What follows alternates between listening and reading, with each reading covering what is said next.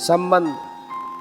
पूर्व श्लोक में की हुई प्रस्तावना के अनुसार अब 3 श्लोकों में अंग प्रत्यंगों के सहित ज्ञान योग का वर्णन करते हैं। बुद्ध्या विशुद्धया युक्तो धृत्यात्मानं नियम्य च शब्दादीन् विषयान् त्यक्त्वा रागद्वेषौ व्युदस्य च विवेक्तसेवी लघ्वाशी यतवाक्कायमानसः ध्यानयोगपरो नित्यं वैराग्यं समुपाश्रितः अहंकारं बलं दर्पं कामं क्रोधं परिग्रहं विमुच्य निर्ममः शांतो ब्रह्मभूयाय कल्पते। विशुद्ध बुद्धि से युक्त तथा हल्का, सात्विक और नियमित भोजन करने वाला, शब्दादि विषयों का त्याग करके एकांत और शुद्ध देश का सेवन करने वाला, सात्विक धारणा शक्ति के द्वारा अंतःकरण और इंद्रियों का संयम करके मन, वाणी और शरीर को वश में कर लेने वाला, राग द्वेष को सर्वथा नष्ट करके भली भांति दृढ़ वैराग्य का आश्रय लेने वाला तथा अहंकार, बल, घमंड, काम, क्रोध और परिग्रह का त्याग करके निरंतर ध्यान योग के परायण रहने वाला, ममता रहित और शांति युक्त पुरुष सच्चिदानंद ब्रह्म में अभिन्न भाव से स्थित होने का पात्र होता है।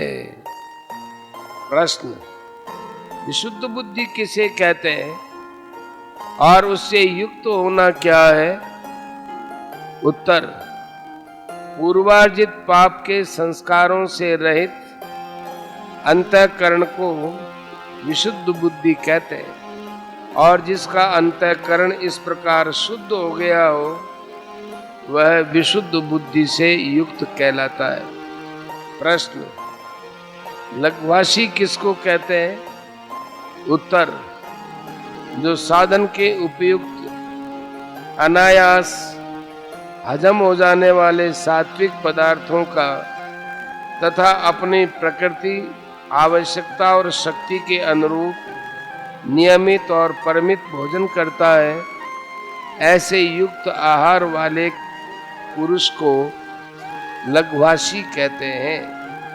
इस विषय में 17वें अध्याय का 8वां श्लोक और 6ठे अध्याय का 17वां श्लोक समझ लेना चाहिए।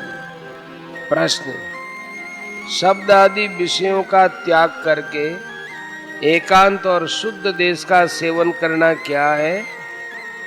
उत्तर: समस्त इंद्रियों के जितने भी सांसारिक भोग हैं उन सब का त्याग करके अर्थात उनको भोगने में अपने जीवन का अमूल्य समय न लगाकर निरंतर साधन करने के लिए जहाँ का वायुमंडल पवित्र हो, जहाँ बहुत लोगों का आना जाना न हो, जो स्वभाव से ही एकांत और स्वच्छ हो या झाड़ बुहार कर और धोकर जिसे स्वच्छ बनाया गया हो, ऐसे नदी तट, देवालय, वन और पहाड़ की गुफा आदि स्थानों में निवास करना ही शब्दादि विषयों का त्याग करके एकांत और शुद्ध देश का सेवन करना है।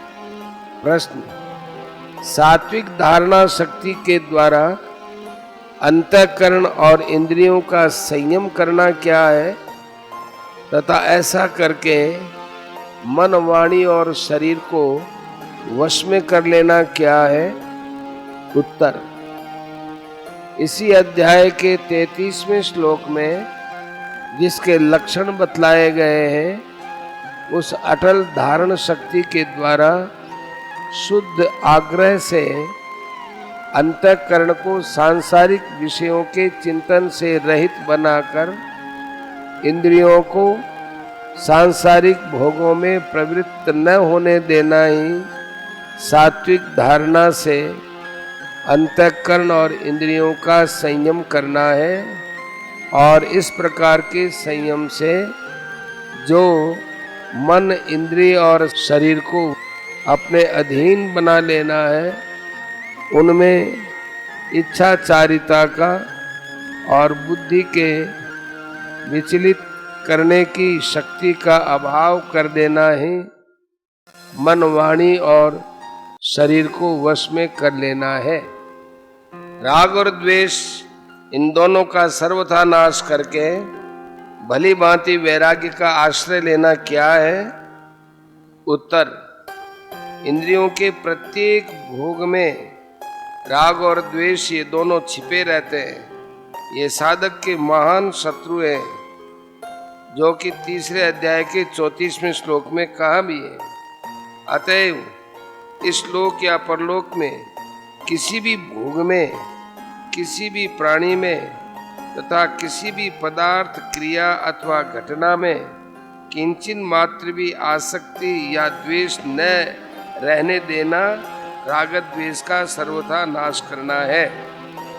और इस प्रकार राग द्वेष का नाश करके जो निष्प्रिय भाव से निरंतर वैराग्य में मग्न रहना है, यही राग द्वेष का नाश करके भली भांति वैराग्य का आश्रय लेना है। प्रश्न, अहंकार, बल, घमंड, काम, क्रोध और परिग्रह का त्याग करना तथा इन सब का त्याग करके निरंतर ध्यान योग के परायण रहना क्या है? उत्तर, शरीर, इंद्रियां और अंतःकरण में जो आत्मबुद्धि है, उसका नाम अहंकार है।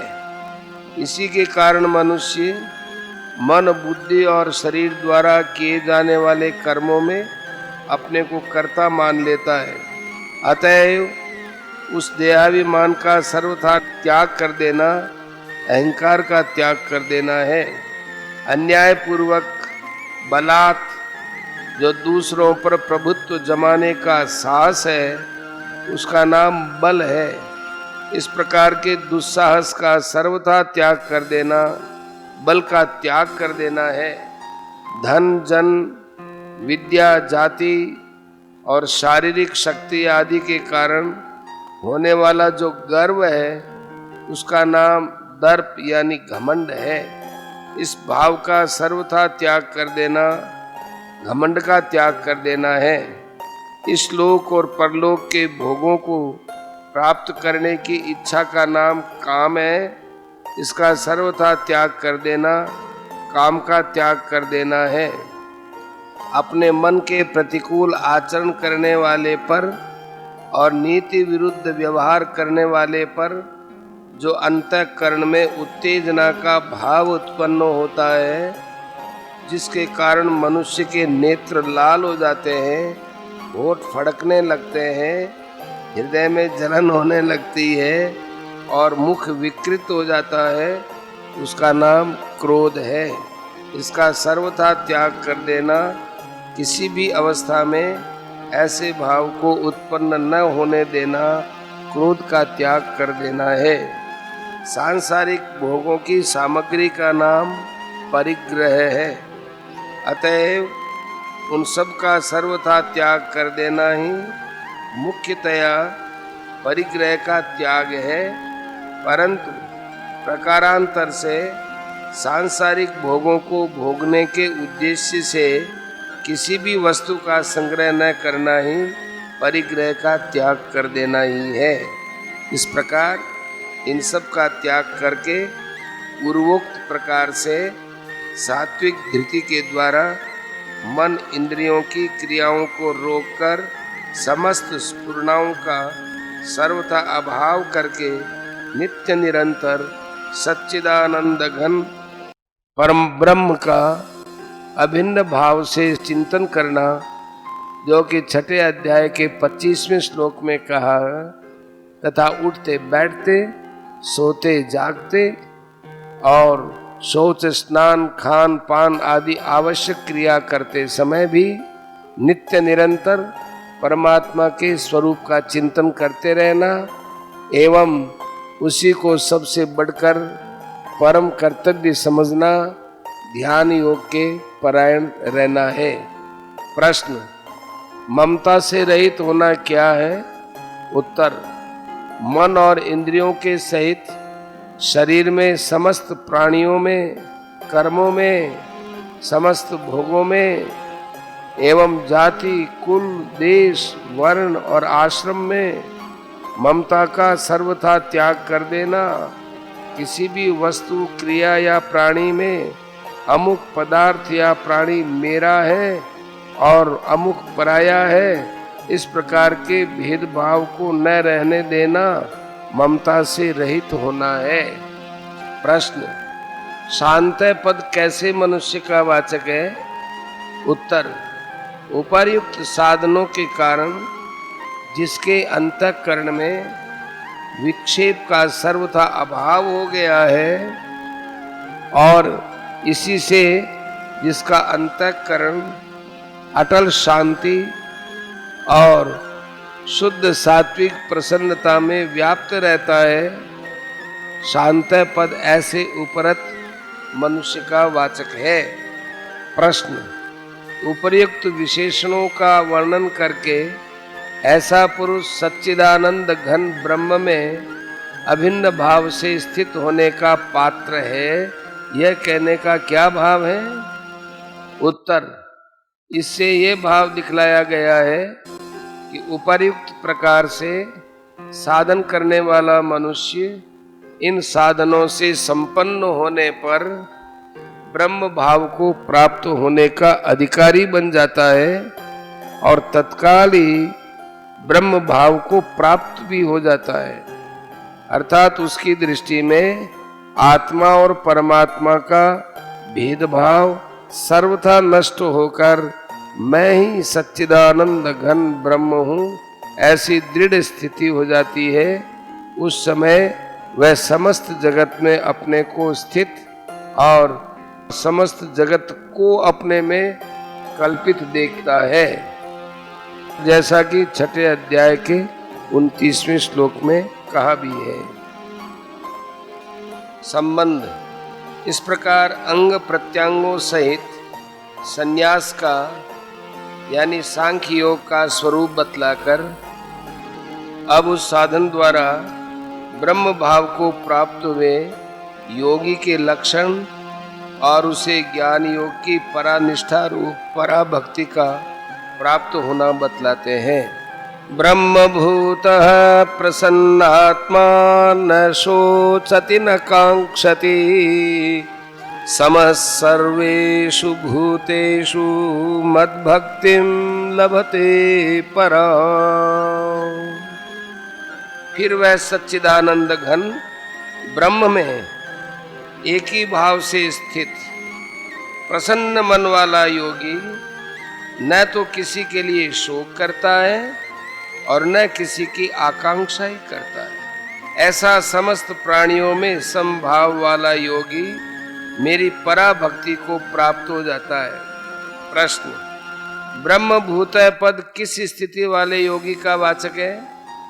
उत्तर: जो सच्चिदानंद घन ब्रह्म में अभिन्न भाव से स्थित हो जाता है, जिसकी दृष्टि में एक सच्चिदानंद घन ब्रह्म से भिन्न किसी भी वस्तु की सत्ता नहीं रहती। अहम ब्रह्मास्मि, मैं ब्रह्म हूँ, सोहम अस्मि, वह ब्रह्म ही मैं हूँ आदि महावाक्यों के अनुसार जिसकी परमात्मा में अभिन्न भाव से नित्य अटल स्थिति हो जाती है, ऐसे सांख्य योगी का वाचक यहाँ ब्रह्मभूतः पद है। 5वें अध्याय के 24वें श्लोक में और 6ठे अध्याय के 27वें श्लोक में भी इस स्थिति वाले योगी को ब्रह्मभूत कहा गया है। प्रश्न, प्रसन्नात्मा पद का क्या भाव है? उत्तर, जिसका मन पवित्र, स्वच्छ और शांत हो तथा निरंतर शुद्ध प्रसन्न रहता हो, उसे प्रसन्न आत्मा कहते हैं। इस विशेषण का प्रयोग करके यह भाव दिखलाया गया है कि ब्रह्म भाव को प्राप्त हुए पुरुष की दृष्टि में एक सच्चिदानंद घन ब्रह्म से भिन्न किसी भी वस्तु की सत्ता न रहने के कारण उसका मन निरंतर प्रसन्न रहता है, कभी किसी भी कारण से क्षुब्ध नहीं होता। प्रश्न, ब्रह्मभूत योगी न तो शोक करता है न आकांक्षा ही करता है, इस कथन का क्या अभिप्राय है? उत्तर, इस कथन से ब्रह्मभूत योगी का लक्षण किया गया है। इसका अभिप्राय यह है कि ब्रह्मभूत योगी की सर्वत्र ब्रह्म बुद्धि हो जाने के कारण संसार की किसी भी वस्तु में उसकी भिन्न प्रतीति या रमणीय बुद्धि और ममता नहीं रहती। अतएव शरीर आदि के साथ किसी का संयोग वियोग होने में उसका कुछ भी बनता बिगड़ता नहीं है।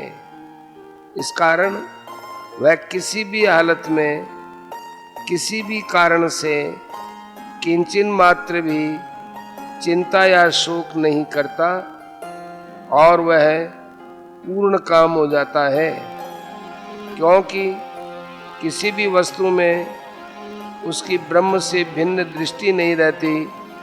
इस कारण वह कुछ भी नहीं चाहता। प्रश्न, सर्वेषु भूतेषु समय, इस विशेषण का क्या भाव है? उत्तर, इस विशेषण से उस ब्रह्मभूत योगी का समस्त प्राणियों में समभाव दिखलाया गया है। अभिप्राय यह है कि वह किसी भी प्राणी को अपने से भिन्न नहीं समझता। इस कारण उसका किसी में भी विषम भाव नहीं रहता, सब में समभाव हो जाता है। यही भाव 6ठे अध्याय के 29वें श्लोक में सर्वत्र समदर्शन पद से दिखलाया गया है। प्रश्न, पराम विशेषण के सहित यहाँ मद भक्तिम पद किसका वाचक है? उत्तर, जो ज्ञान योग का फल है, जिसको ज्ञान की पराकाष्ठा और तत्व ज्ञान भी कहते हैं, उसका वाचक यहाँ पराम विशेषण के सहित मद भक्तिम पद है, क्योंकि वह परमात्मा के यथार्थ स्वरूप का साक्षात कराकर उनमें अभिन्न भाव से प्रविष्ट करा देता है। संबंध, इस प्रकार ब्रह्मभूत योगी को पराभक्ति की प्राप्ति बतलाकर अब उसका फल बतलाते हैं। भक्त्या मामभिजानाति यावान् यश्चास्मि तत्त्वतः ततो मां तत्त्वतो ज्ञात्वा विशते तदनन्तरम्। उस पराभक्ति के द्वारा वह मुझ परमात्मा को मैं जो हूँ और जितना हूँ ठीक वैसा का वैसा तत्व से जान लेता है तथा उस भक्ति से मुझको तत्व से जानकर तत्काल ही मुझ में प्रविष्ट हो जाता है। प्रश्न, भक्त्या पद यहाँ किसका वाचक है? उत्तर, पूर्व के श्लोक में जिसका पराम विशेषण के सहित मद भक्तिम पद से और 50वें श्लोक में ज्ञान की परानिष्ठा के नाम से वर्णन किया गया है, उसी तत्व का वाचक यहाँ भक्त्या पद है। यही ज्ञान योग, भक्ति योग, कर्म योग और ध्यान योग आदि समस्त साधनों का फल है। इसके द्वारा ही सब साधनों को परमात्मा के यथार्थ स्वरूप का ज्ञान होकर उनकी प्राप्ति होती है। इस प्रकार समस्त साधनों के फल की एकता करने के लिए ही यहाँ ज्ञान योग के प्रकरण में भक्त्या पद का प्रयोग किया गया है। प्रश्न: इस भक्ति के द्वारा योगी मुझको मैं जो हूँ और जितना हूँ ठीक वैसा का वैसा तत्व से जान लेता है, इस कथन का क्या भाव है? उत्तर: इससे ये भाव दिखलाया है कि इस पराभक्ति रूप तत्व ज्ञान की प्राप्ति होने के साथ ही वह योगी उस तत्व ज्ञान के द्वारा मेरे यथार्थ रूप को जान लेता है। मेरा निर्गुण निराकार रूप क्या है और सगुण निराकार और सगुण साकार रूप क्या है, मैं निराकार से साकार कैसा होता हूँ और पुनः साकार से निराकार कैसे होता हूँ इत्यादि कुछ भी जानना उसके लिए शेष नहीं है। अतएव फिर उसकी दृष्टि में किसी प्रकार का भेदभाव नहीं रहता। इस प्रकार ज्ञान योग के साधन से प्राप्त होने वाले निर्गुण निराकार ब्रह्म के साथ सगुण ब्रह्म की एकता दिखलाने के लिए यहाँ ज्ञान योग के प्रकरण में भगवान ने ब्रह्म के साथ माम पद का प्रयोग किया है। प्रश्न: ततः पद का क्या अर्थ है? उत्तर: ततः पद हेतुवाचक है। परमात्मा के स्वरूप का ज्ञान होने के साथ ही परमात्मा की प्राप्ति हो जाती है, उसमें काल का व्यवधान नहीं होता। इस कारण यहाँ ततः पद का अर्थ पश्चात नहीं किया गया है। अतः जिसका प्रकरण हो उस हेतु का वाचक ततः पद होता है तथा यहाँ ज्ञात्वा पद के साथ उसके हेतु का अनुवाद करने की आवश्यकता भी थी। इस कारण ततः पद का अर्थ पूर्वार्ध में वर्णित पराभक्ति समझना चाहिए। प्रश्न: यहाँ तदनंतर पद का अर्थ तत्काल कैसे किया गया? ज्ञात्वा के साथ तदनंतरम पद का प्रयोग किया गया है, उससे तो विशते क्रिया का ये भाव लेना चाहिए कि पहले मनुष्य भगवान के स्वरूप को यथार्थ जानता है और उसके बाद उसमें प्रविष्ट होता है। उत्तर: ऐसी बात नहीं है, किंतु ज्ञात्वा पद से जो काल की व्यवधान की आशंका होती थी उसे दूर करने के लिए यहाँ तदनंतर पद का प्रयोग किया है। अभिप्राय यह है कि भगवान के तत्वज्ञान और उसकी प्राप्ति में अंतर यानी व्यवधान नहीं होता। भगवान के स्वरूप को यथार्थ जानना और उसमें प्रविष्ट होना, ये दोनों एक साथ होते हैं। भगवान सबके आत्मरूप होने से वास्तव में किसी को अप्राप्त नहीं है, अतः उनके यथार्थ स्वरूप का ज्ञान होने के साथ ही उनकी प्राप्ति हो जाती है।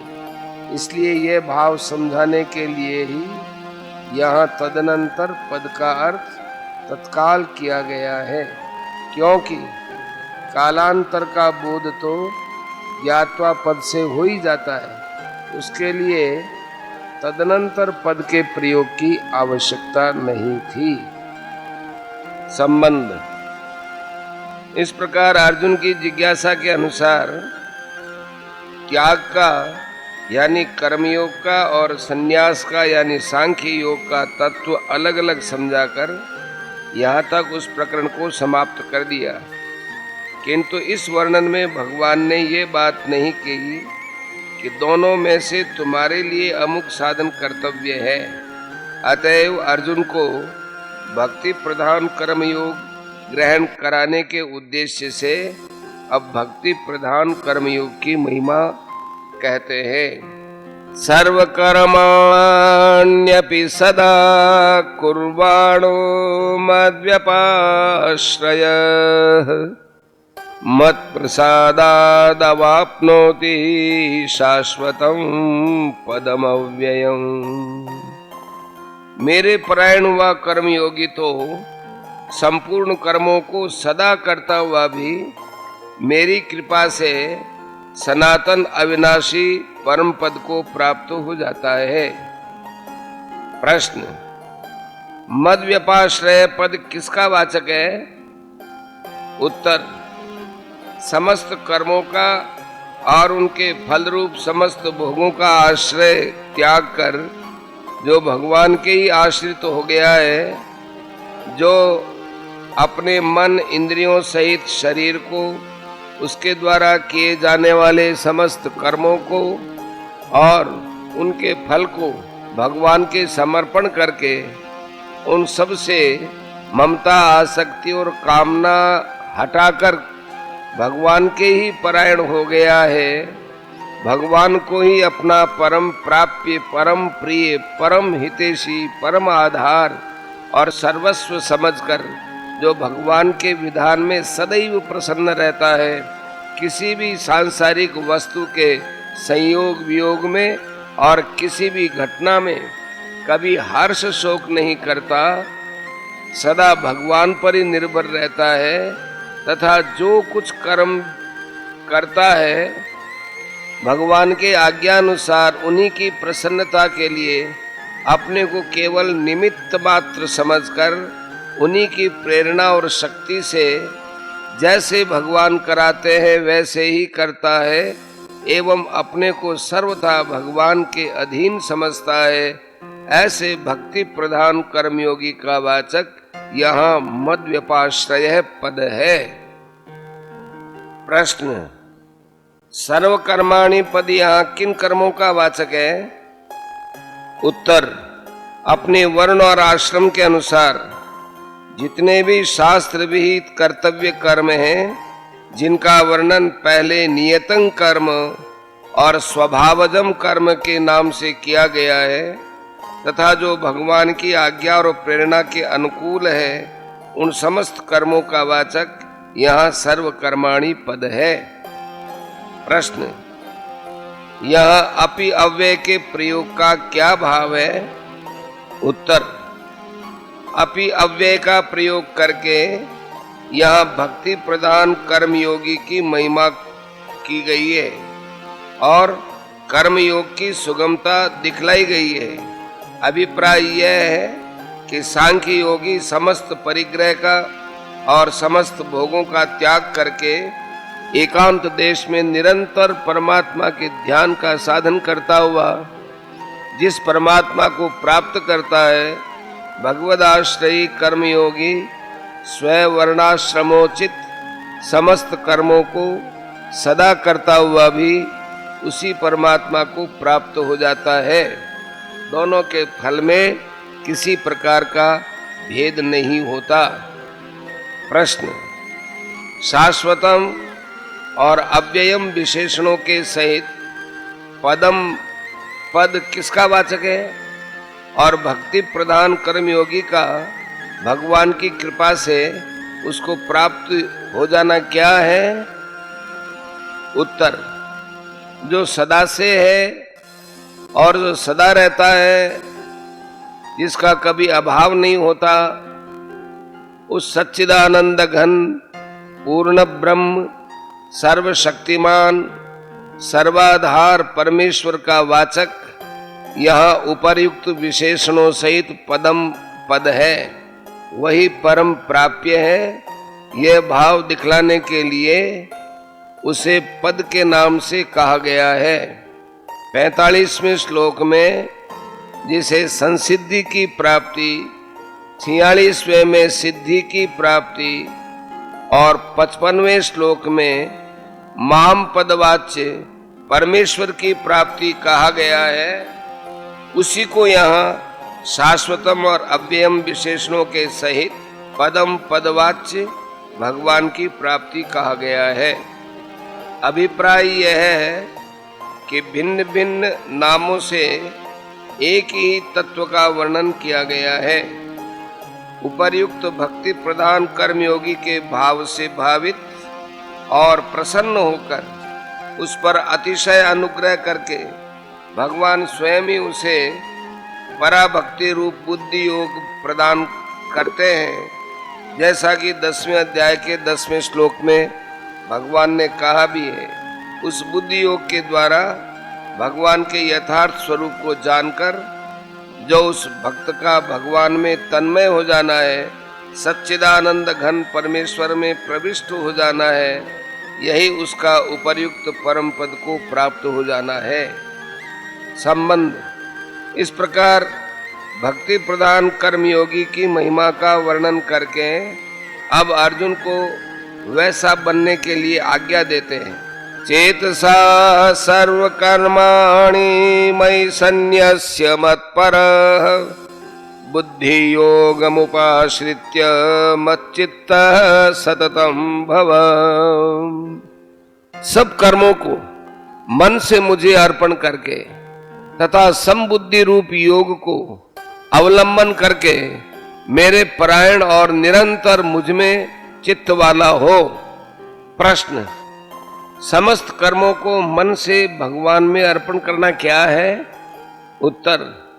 अपने मन, इंद्रिय और शरीर को, उनके द्वारा किए जाने वाले कर्मों को और संसार की समस्त वस्तुओं को भगवान की समझकर उन सब में ममता, आसक्ति और कामना का सर्वथा त्याग कर देना तथा मुझ में कुछ भी करने की शक्ति नहीं है, भगवान ही सब प्रकार की शक्ति प्रदान करके मेरे द्वारा अपने इच्छा अनुसार समस्त कर्म करवाते हैं, मैं कुछ भी नहीं करता, ऐसा समझकर भगवान के आज्ञा अनुसार उन्हीं के लिए, उन्हीं की प्रेरणा से जैसे करावे वैसे ही निमित्त मात्र बनकर समस्त कर्मों को कठपुतली की भांति करते रहना, यही समस्त कर्मों को मन से भगवान में अर्पण कर देना है। प्रश्न। बुद्धि योगम पद किसका वाचक है और उसका अवलंबन करना क्या है? उत्तर। सिद्धि और असिद्धि में, सुख और दुख में, हानि और लाभ में, इसी प्रकार संसार के समस्त पदार्थों में और प्राणियों में जो समबुद्धि है उसका वाचक बुद्धि योगम पद है। इसलिए जो कुछ भी होता है सब भगवान की इच्छा और इशारे से होता है, ऐसा समझकर समस्त वस्तुओं में, समस्त प्राणियों में और समस्त घटनाओं में राग, द्वेष, हर्ष, शोक आदि विषम भावों से रहित होकर सदा सर्वदा समभाव से युक्त रहना ही उपर्युक्त बुद्धि योग का अवलंबन करना है। प्रश्न। भगवान के परायण होना क्या है? उत्तर। भगवान को ही अपना परम प्राप्य, परम गति, परम हितैषी, परम प्रिय और परमाधार मानना, उनके विधान में सदा ही संतुष्ट रहना और उनकी प्राप्ति के साधन में तत्पर रहना भगवान के परायण होना है। प्रश्न। निरंतर भगवान में चित्त वाला होना क्या है? उत्तर। मन बुद्धि को अटल भाव से भगवान में लगा देना, भगवान के सिवा अन्य किसी में किंचिन मात्र भी प्रेम का संबंध न रखकर अनन्य प्रेम पूर्वक निरंतर भगवान का ही चिंतन करते रहना, क्षण मात्र के लिए भी भगवान की विस्मृति का असह्य हो जाना, उठते बैठते, चलते फिरते, खाते पीते, सोते जागते और समस्त कर्म करते समय भी नित्य निरंतर मन से भगवान के दर्शन करते रहना, यही निरंतर भगवान में चित्त वाला होना है।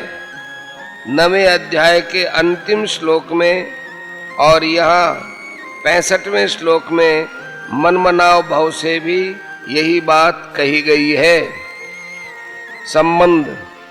इस प्रकार भगवान अर्जुन को भक्ति प्रधान कर्मयोगी बनने की आज्ञा देकर अब उस आज्ञा के पालन करने का फल बतलाते हुए उसे न मानने में बहुत बड़ी हानि दिखलाते हैं। मच्चित्त सर्वदुर्गाणि मत्प्रसादात् तरिष्यसि अथ चेत्त्वमहंकारान् न श्रोष्यसि विनङ्क्ष्यसि। उपर्युक्त प्रकार से मुझ में चित्त वाला होकर तू मेरी कृपा से समस्त संकटों को अनायास ही पार कर जाएगा, और यदि अहंकार के कारण मेरे वचनों को न सुनेगा तो नष्ट हो जाएगा, अर्थात परमार्थ से भ्रष्ट हो जाएगा।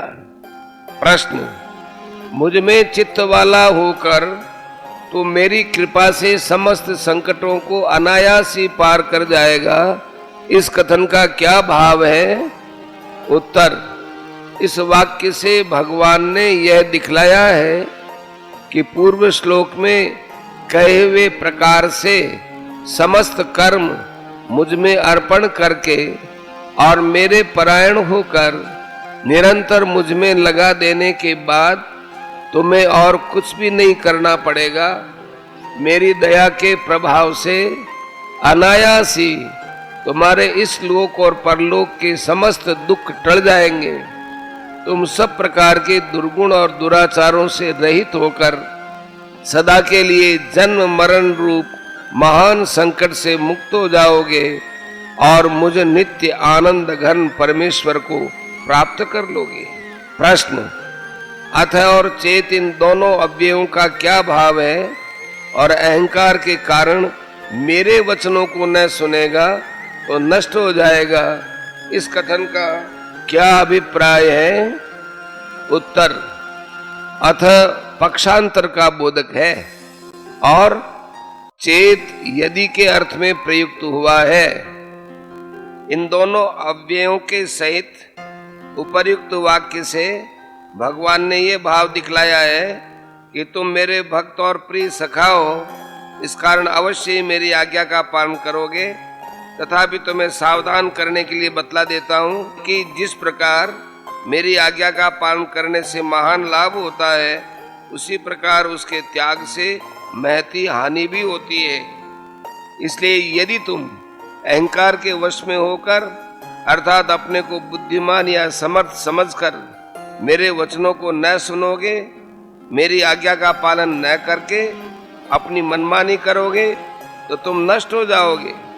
फिर तुम्हें इस लोक में या परलोक में कहीं भी वास्तविक सुख और शांति नहीं मिलेगी और तुम अपने कर्तव्य से भ्रष्ट होकर वर्तमान स्थिति से गिर जाओगे।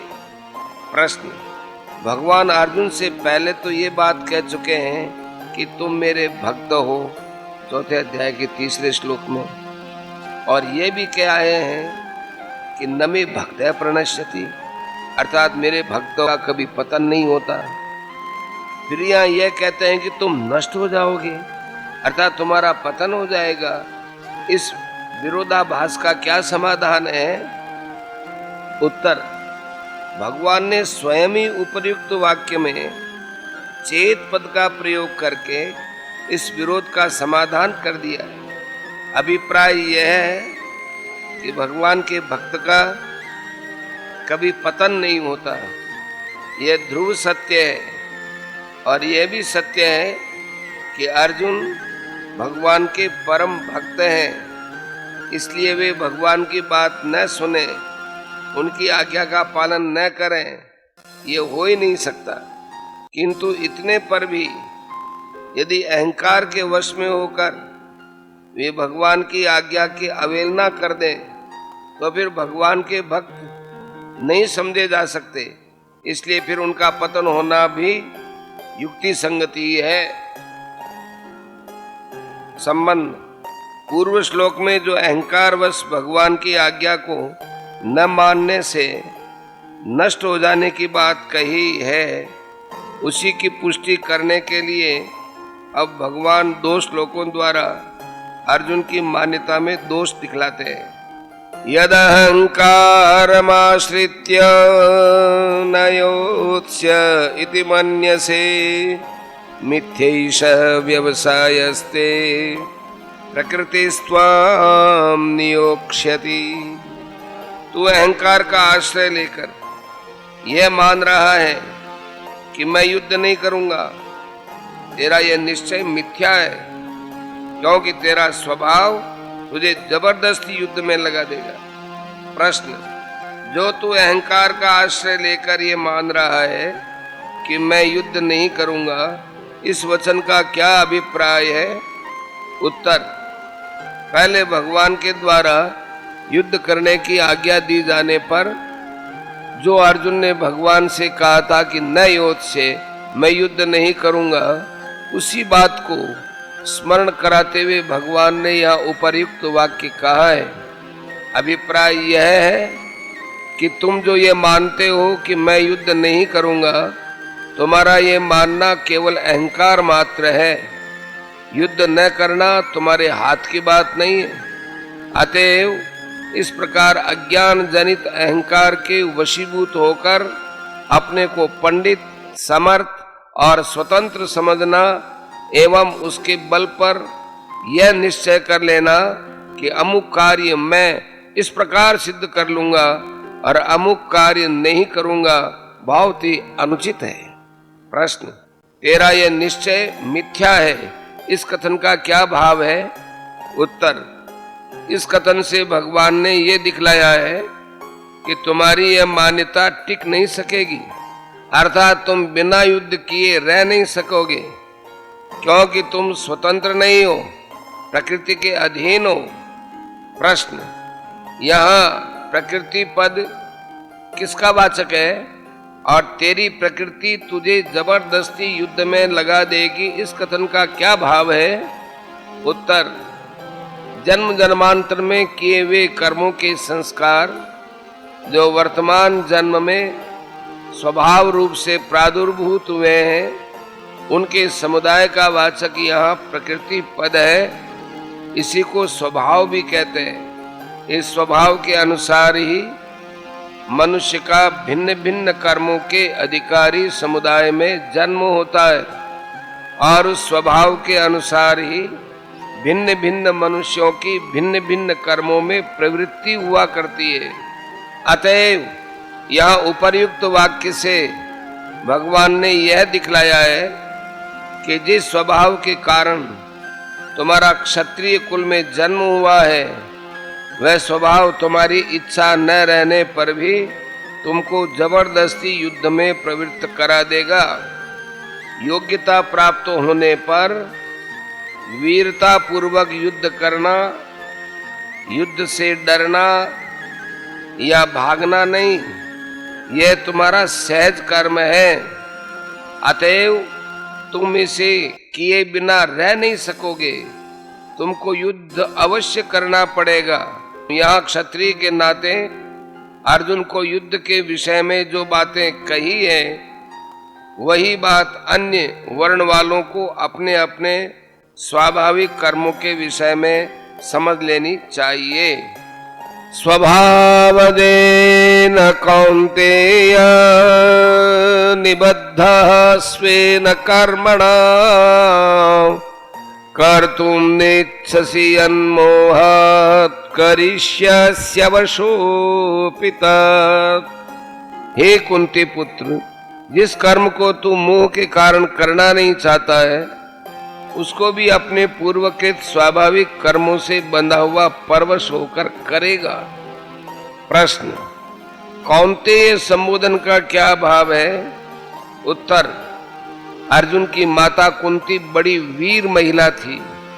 उसने स्वयं कृष्ण के हाथ संदेशा भेजते समय पांडवों को युद्ध के लिए उत्साहित किया था। अतः भगवान यह अर्जुन को कौन्तेय नाम से संबोधित करके यह भाव दिखलाते हैं कि तुम वीर माता के पुत्र हो, स्वयं भी शूरवीर हो, इसलिए तुमसे युद्ध किए बिना नहीं रहा जाएगा। प्रश्न, जिस कर्म को तू मोह के कारण करना नहीं चाहता, इस कथन का क्या भाव है? उत्तर, इससे भगवान ने यह दिखलाया है कि तुम क्षत्रिय हो, युद्ध करना तुम्हारा स्वाभाविक धर्म है, अतएव ये तुम्हारे लिए पाप कर्म नहीं है। इसलिए उसे न करने की इच्छा करना किसी प्रकार भी उचित नहीं है।